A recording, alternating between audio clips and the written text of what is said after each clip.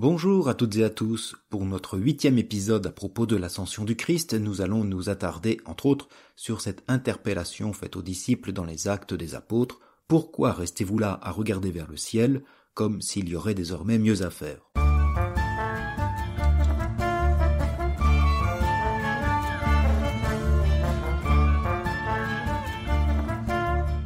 Dans le livre des Actes des Apôtres, Luc conclut ainsi le récit de l'ascension de Jésus au ciel. Et comme il fixait encore le ciel où Jésus s'en allait, voici que devant eux se tenaient deux hommes en vêtements blancs, qui leur dirent « Galiléens, pourquoi restez-vous là à regarder vers le ciel? Ce Jésus qui a été enlevé au ciel d'auprès de vous viendra de la même manière que vous l'avez vu s'en aller vers le ciel. » Alors ils retournèrent à Jérusalem, depuis le lieu dit Mont des Oliviers qui en est proche. La distance de marche ne dépasse pas ce qui est permis le jour du sabbat. Alors, j'avais déjà évoqué ce passage la semaine passée, c'était notre épisode 7, c'est-à-dire le numéro 72 de ce podcast, à travers la figure de ces deux hommes en blanc rappelant ceux qui se manifestèrent aux femmes près du tombeau vide. Leurs paroles commençaient d'ailleurs par un même « Pourquoi ? Pourquoi cherchez-vous le vivant parmi les morts? Il n'est pas ici, il est ressuscité. Rappelez-vous ce qu'il vous a dit quand il était encore en Galilée, etc. » Le vide du tombeau, l'absence du corps était ainsi éclairé par la parole du Christ à son propos qui est rappelé aux femmes et aux lecteurs. Ces derniers sont donc invités à reprendre à nouveau le chemin de l'Évangile commencé depuis la Galilée. Ici, la parole des personnages célestes au jour de l'Ascension reprend le même schéma. Une interpellation sous forme interrogative, « Pourquoi restez-vous là à regarder vers le ciel ?» suivie du constat de l'absence visible du Christ, ce Jésus qui a été enlevé au ciel d'auprès de vous, et enfin l'orientation vers un avenir, il viendra de la même manière que vous l'avez vu s'en aller vers le ciel. Alors cette annonce d'un retour peut nous sembler énigmatique, il viendra de la même manière que vous l'avez vu s'en aller vers le ciel.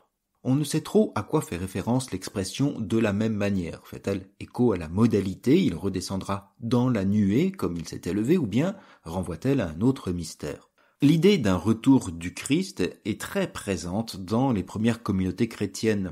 Pour reprendre un terme plus biblique, il parlait alors de la parousie du Seigneur. Les lettres de Paul, les premiers écrits chrétiens connus, font mention de cette espérance qu'un jour le Christ reviendra pour le jugement définitif. Mais ici, Luc ne cite pas cette parousie dans sa modalité, mais dans sa signification.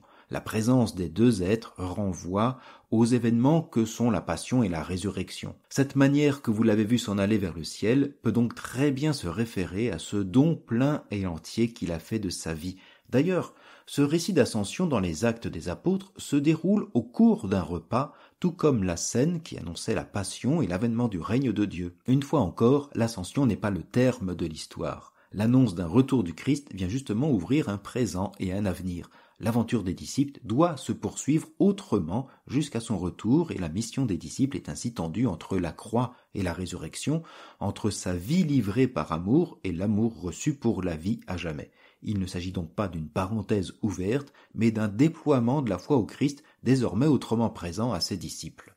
Dès lors, il n'est pas nécessaire de rester là à regarder vers le ciel. Il ne faut ni rester, ni regarder continuellement. D'ailleurs, paradoxalement, alors que les disciples semblent interdits et médusés lors de l'ascension de leur Seigneur, alors qu'ils fixent le ciel, espace du monde divin, comme pour ne plus en être séparés, se tiennent à leur côté ces deux hommes célestes. Le monde de Dieu n'est donc plus seulement dans un ciel inaccessible, il se tient là, à leur côté, à leur niveau audible et proche. On pourrait dire encore que ces deux êtres les obligent à baisser les yeux, à contempler désormais le monde pour y retrouver Dieu et y annoncer son évangile.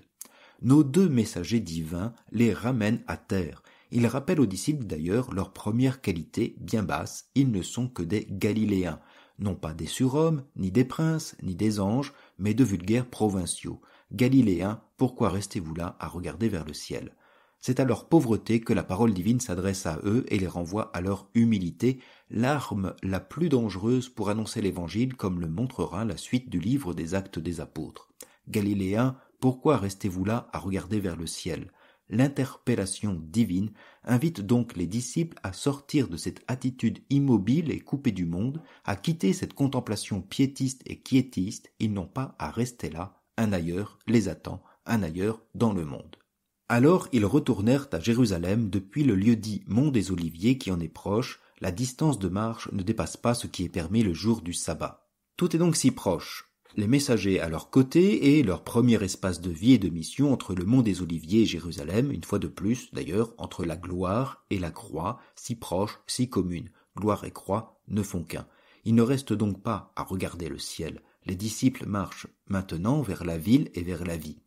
L'ascension de Jésus oblige ainsi les disciples à marcher et même à descendre vers la ville que surplombe le mont des Oliviers.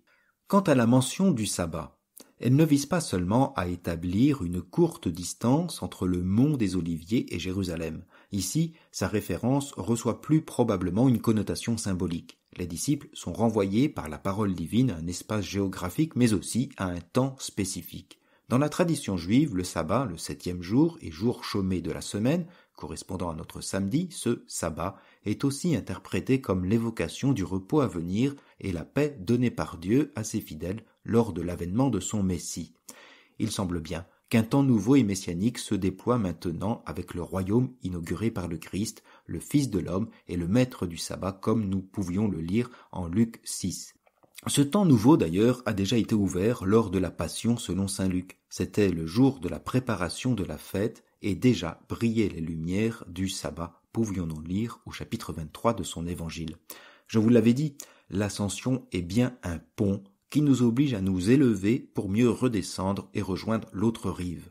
L'ascension n'est donc pas une destination finale, mais le commencement d'un temps et d'une aventure nouvelle qui va encore être éclairée par le don prochain de l'Esprit Saint au jour de la Pentecôte, ce que nous verrons la semaine prochaine. Alors, bonne fête de l'Ascension, bon pont pour ceux qui ont la chance d'en profiter, et je vous dis à bientôt.